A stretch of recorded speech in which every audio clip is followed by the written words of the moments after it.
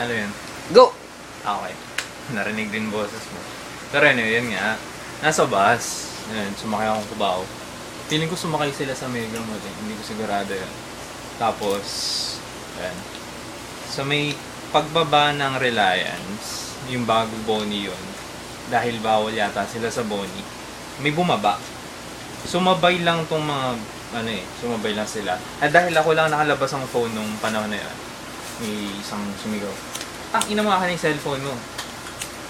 Once lang, mga once, twice ko lang narinig yung akin na yung cellphone mo, pero maraming mura. Putang ina mo. Nakakainit ng ulo, mang hold up ka na lang, diba? Magmumura ka pa. Tapos, yun, nakatitig lang ako sa kanyang ganyan. Nasa pangdalawahan akong side, mga fourth from the front. Tapos, yun, nakatitig lang ako sa kanyang ganyan. Hawak ko yung phone ko. May isang biglang gumanon din, kumuha ng phone ko. Akala ko usisero lang, kasama niya. Yun, kinuha niya yung phone ko. Tapos, yun ang hinabol ko. Pagkahabol ko doon, putang ina mo, tumigil ka, sabi na itong nagmumura. Hindi ko napansin ako may hawak siya. Kung nakapangit yung angulo, nakaganon na talaga.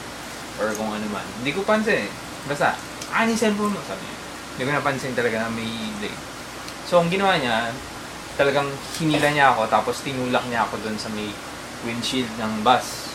Nakahinto kasi nito eh, may mga bumababang iba. So, tinulak niya ako doon. Feeling ko doon niya ako sinaksak eh. Hindi ko sigurado. So, napagano'n ako, tapos bumaba na siya, diretso. Naabutan ko naman siya sa baba, tumalon ako pababa. Napabagsak ko naman eh, sa away-away. Yung bag ko, sling bag, yung hindi backpack, yung ganun. Tumali-tali na sa paa ko. So, nakaikot ng ganyan. Nung ginawa ko, kinuha ko siya by the bag, naka-backpack kasi siya na rin. Kinuha ko siyang ganyan, tinanggal niya sa backpack yung katawan niya. So, tumakbo na siya kasi ako, nakatanggal niya. Ang tanong, may nanakaw ka ba sa backpack? Ayun na, sa backpack niya, ang laman lang nun. Hindi, wag muna yan. Tumatakbo muna ako. Hawak ko muna yung backpack eh. Hindi ko pa alam yung mga panahon na to. Tumatakbo na ako. Etong dun sa mga siguro 50 meters to, tumatakbo ako. Umakyat na ako sa overpass. Nandun sila eh. Nung nandun sa may parang, yun nga, overpass o footbridge. Nandun, hinihingal na ako sa panahon na yun. Yun na pala, may tama pala ako nun. Conveniently beside the hospital. Tapos, actually, ilang meters din yun eh. 100 meters din.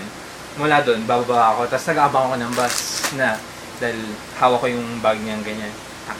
Yun nga, gusto ko pang pumasok. Gusto kong pumunta ng clinic doon. Gusto kong pumunta ng clinic ko, makatimid. Iniisip ko kung anong gagawin. May isang nagsabi. Sabi niya, ikaw ba yung kanina doon sa bus? Ganyan. Tapos, may hospital dito ka na. Hindi. Papasok ako, sabi. Parang, ewan ko na, gusto ko nang pumasok nun talaga. Dahil hindi ko ramdam yung sobrang sakit eh. Pagod lang yung pakiramdam.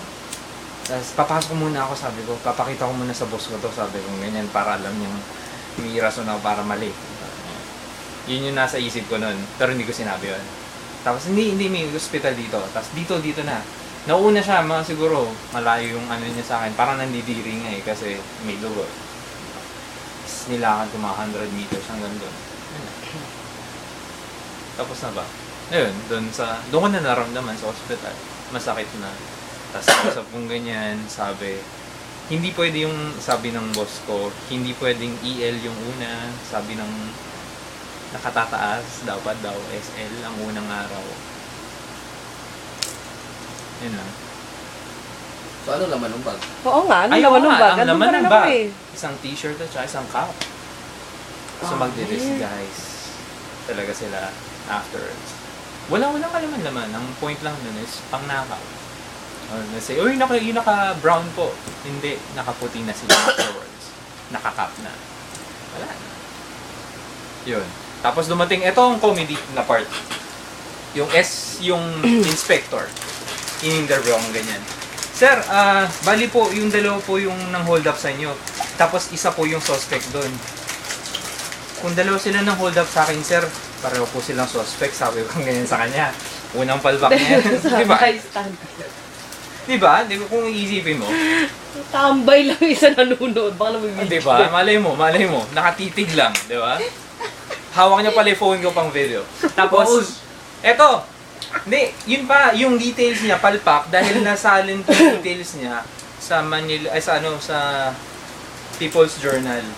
Sabi ang nanakaw daw, ang pangalan ko muna, Franklin Christopher J. Linoy. Unang palpak yan. Tama yung address eh.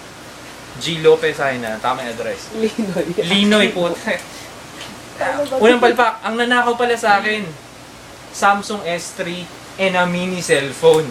Tangina, di ba? Dalawa, ang dami kong phone.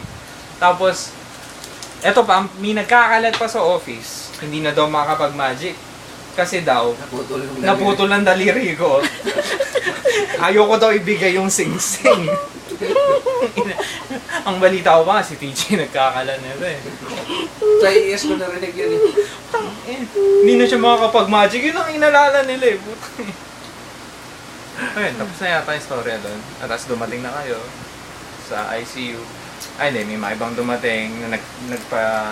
Yan, si Ezra. Isang nagpa, ano yan, sabi niya naghihingalo daw. Yun din, sinabi, naghihingalo daw ako. Uy, lahat na nagtanong sa akin, sabi ko, buhay pa.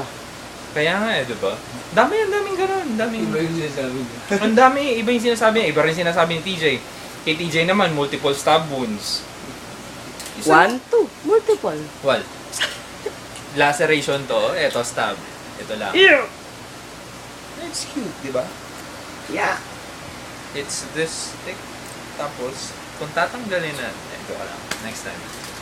Tapusin mo na! Ano yun?